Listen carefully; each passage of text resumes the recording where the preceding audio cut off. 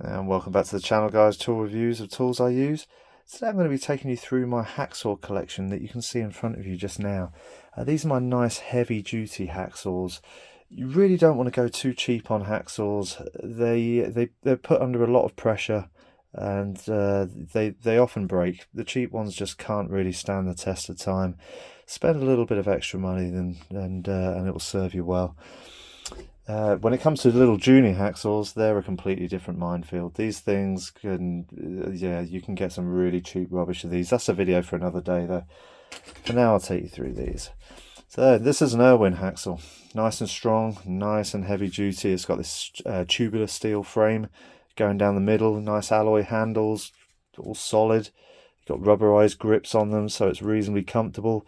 Got a nice working area here that you can fit whatever you're cutting, so you can do a nice deep cut on it. Good tension handle just here.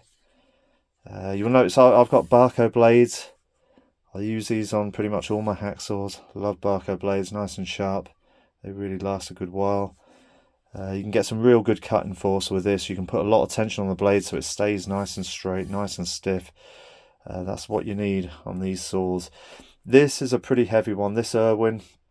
It's not one for carrying in the toolbox. It'll weigh down your toolbox quite a bit and it takes up a lot of space. So unless you really have to have it in there, I would avoid this one for that. But it's a great saw though.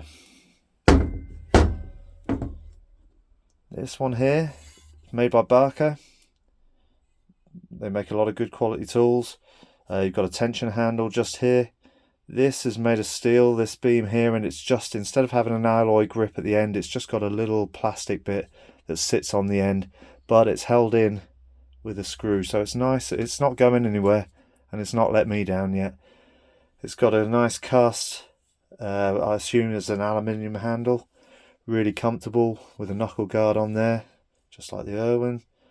It's a good saw. If you're going to put a full-size hacksaw in your toolbox, I'd say this is the one to use. This is a nice saw to keep in there. It doesn't take quite as much space and it's a little bit lighter. So yeah, this is a good one.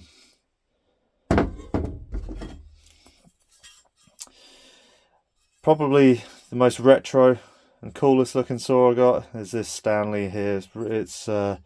Yeah, it's a brilliant saw.